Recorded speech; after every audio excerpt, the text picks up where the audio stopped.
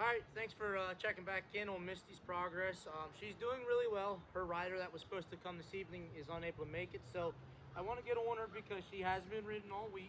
Um, I like to walk what I'm going to be doing with her on the ground first. So all I'm going to do is walk around here. And I also like to warm the horses up before I just get on them. But I want her to have more success going across these ground poles. So I'm going to then turn and come right back down. And when I get on, I'm going to walk it. And then if she's doing well, I'll trot. So I'm just going to do my warm up with her.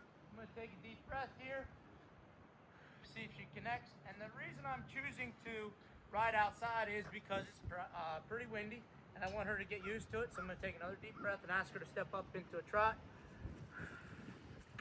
Trot. So I like that. I take a deep breath and ask her to walk.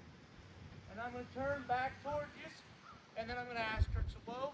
I'm going to try not to use any pressure back, but I'm going to use my body. Whoa. So minimal pressure, so that's really good.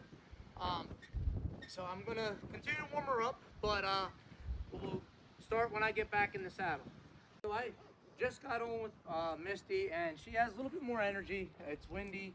I'm just kind of letting her move her feet with minimal instruction. I'm keeping myself safe, but at the same time, I want her to be able to release any of the stress that she has. She is only 4 years old. She is doing well in the program, like I said earlier, but at the same time, I want her, and this is how I teach all of my riders that are riding her. Just kind of let her move her feet to get that energy out that she has. If she is a little moody, since she is a mare, see how she took a step there. I'm just going to ride it. I'm not adding any pressure back on her face. Just going to keep moving my hips with her. I am going to take her down across the square. Now here she wants to trot, so I'm just going to keep myself safe. And right here I'm just going to have her move forward. I'm on the wrong diagonal, so I just set 2 beats there. Now I'm going to let her go, and as you see, she wants to start to come down. So I'm just going to ask her to walk by squeezing my thighs and turning right here like this into a circle. So as you see, she has a little bit more energy, so she goes back into the trot. So I'm just going to stay in this trot circle, I should say. Keep my shoulder up and back, a little bit of pressure on that outside. Now, as you see, she doesn't want to trot too much, so I'm just going to have her continue to walk this circle. And that's one way, in my opinion, that I've worked with Misty. If she's showing that she has a lot of energy, I let her get it out. I don't hold her back, because if I would sit here and stand, like say, hey, I need you to stand, she's going to get upset with me, and it's going to create an accident, in my opinion. So she's licking and chewing, I'm going to ask her to walk forward. Just like me, if I would go back to an office job, I would be really frustrated because I can't go out and move what I want to move or anything of that nature. So same thing with the baby. I just let her get her energy out, but keep myself safe at the same time. Here she's drifting in, so now I don't want that, so I added my inside leg pressure, and I opened up my right rein, which is my balance rein, to have her move out. She does move off the leg pressure pretty well, so I'm just going to have her continue to move forward. And it is pretty windy for her, but she needs to get used to this. I am going to ask her to whoa, tucking my hips, and minimal pressure back. Now, I ride with my fingers open because I do ride heavy-handed, and that's another reason why we ride with a bitless bridle, because I don't want the kids to get uncertain and just yank back on their face, or on, on their mouth, and hurt their teeth. So this is why we choose to ride with the bitless bridle. She stepped over nicely there, so I'm just going to ask her to walk. She's doing well. We do have lessons here in a few minutes, but I wanted to get on her and get her some exercise.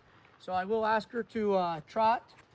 Actually, sorry, I won't do that, because I wanted to walk down here across the ground poles, because this is something that she has really struggled with is her balance. So I want her to get better at this.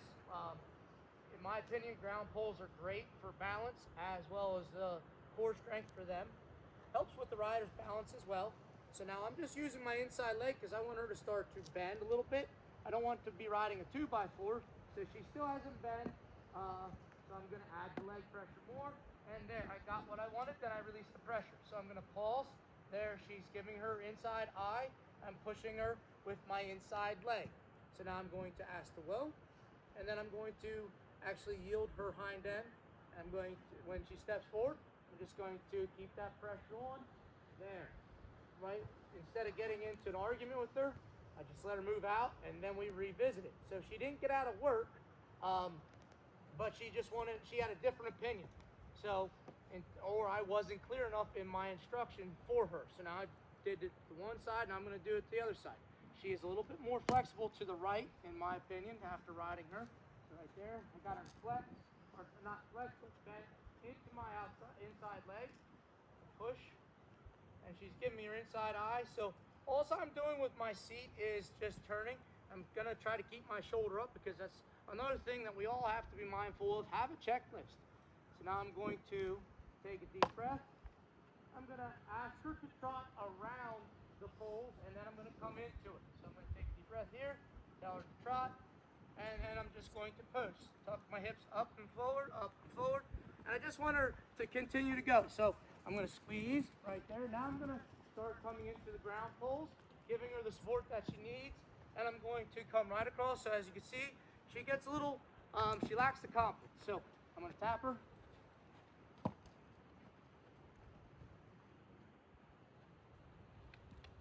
I'm going to tap her again. So there, she's getting a little attitude because she doesn't want to do it, because she's not great at it, but I'm going to work it.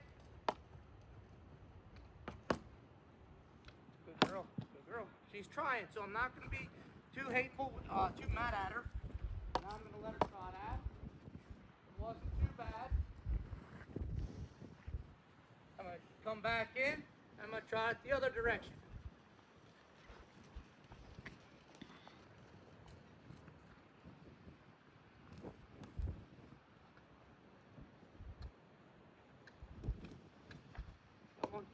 So I'm just tapping her. You guys can see that in the video, but I'm not hurting her.